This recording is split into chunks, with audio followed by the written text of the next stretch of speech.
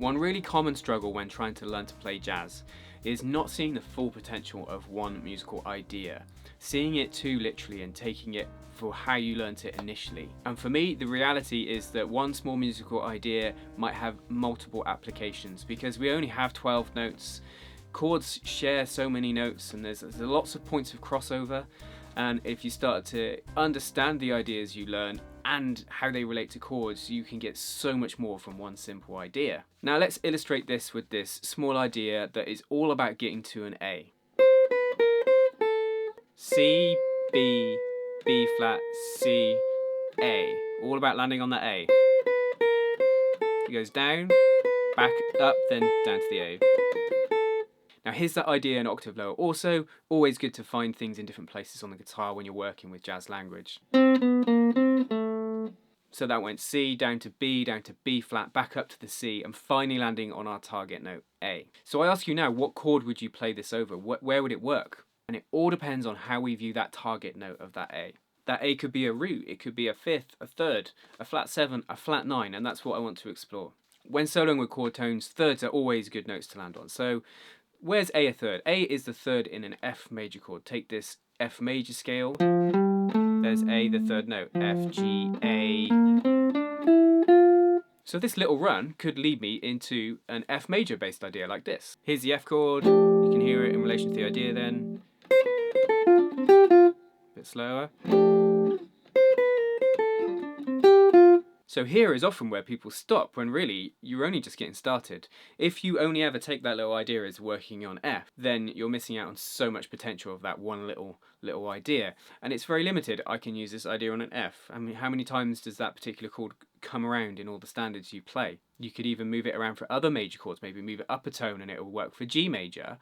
But that's still, for me, a limited understanding of that little idea. What about if A is the fifth of the chord that we're playing over? Hopefully you know that A is the fifth of a D minor chord. Here's a D minor arpeggio. D minor 7 arpeggio where A is the fifth. D, F, A, C.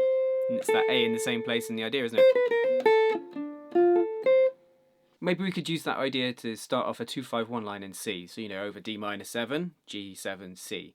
So for that, we're going to use that little cell, that little musical idea in the D minor bit, targeting that fifth. Here's the idea, 1, 2, 3, 4. And for me here, a little thing to notice there is that that idea has worked over F major and D minor. What's the relationship between F major and D minor? They're relatives of each other.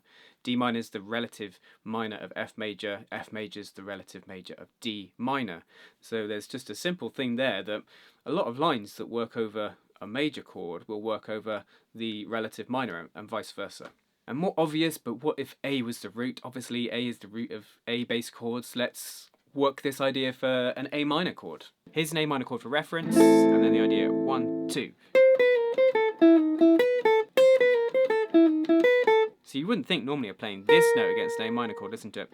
Da, sounds awful, that's a flat 9 against a minor chord, but amidst all of this, it works. Let's just use what we discovered a minute ago, the relative relationship. So if we can work an idea of A minor, the relative major of A minor is C major. So let's try and work it for C major. Now, we need to also think about what note is A in C. Here's the C major scale. C, D, E, F, G, A. There it is. B, C. So here's an example of my little idea targeting that sixth of a C chord over a C chord. Here's a C major 7 chord for reference, and then the idea.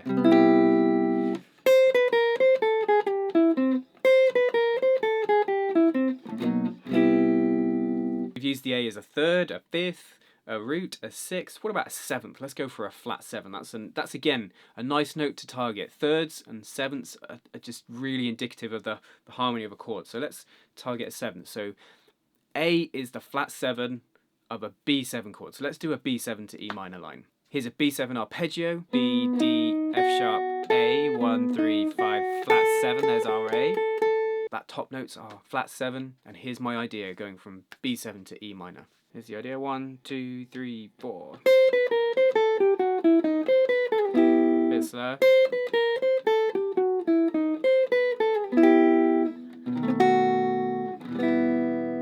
So far, the A has been targeting, roots, thirds, fifths, sevenths, and sixths, so quite consonant, nice sounding notes. What if we try and target a dissonant note? What about a flat 9? What would A be the flat 9 of? To work out a flat 9, which by the way is the same as a minor second of a flat 2, you just need to move a semitone up or a semitone down from the flat 9 to the root. So A is a semitone above A flat, so A is the flat 9 of a A flat 7 chord. Here's an A flat 7 arpeggio with that flat 9 on the top. 1, 3, 5, flat 7, flat 9, the A being the flat 9 on the top. So let's go. A flat 7 is a 5 chord in D flat major, so let's try and work my idea targeting the flat 9, going to D flat major. A flat 7, flat 9 into D flat major 7 with that idea.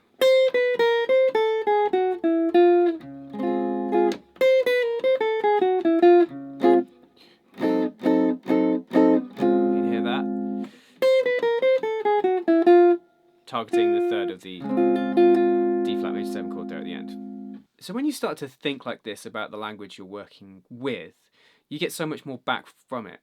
Rather than the kind of, oh, I've learnt this lick, I can use it over an F chord, great, I've got this idea. That can work, but it can feel quite contrived. For me, this really isn't a lick, this idea. It's almost too short to be a lick, and it's probably, most people call it a cell. For me, it's a small musical device that I can use in my improvising, but it's kind of a springboard into other places, as you can see by the way I've used it today. And that for me, when I'm improvising, is much more useful than a lick. But obviously a lot of knowledge sits behind this, which you may or not yet have started working on. For me, just really important theory is major scales in all keys, flat sharps and flats, chord tones, just knowing the notes and chords is so important. This is all theory that you use. It does need to be backed up by ear training as well. Not just knowing it is enough. You need to know the sounds as well to be able to use it freely and easily.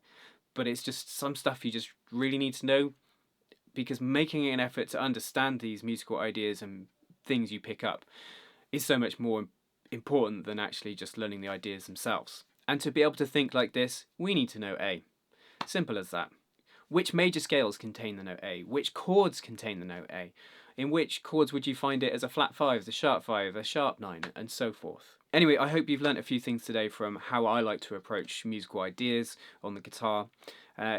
This might raise questions for you, other points of learning, especially learning the notes and your chords. If that's applicable to you, check out my video on Do You Know Your Chords? Thanks as ever for tuning in. Don't forget new videos every Wednesday, Saturday. Until next time, you take care.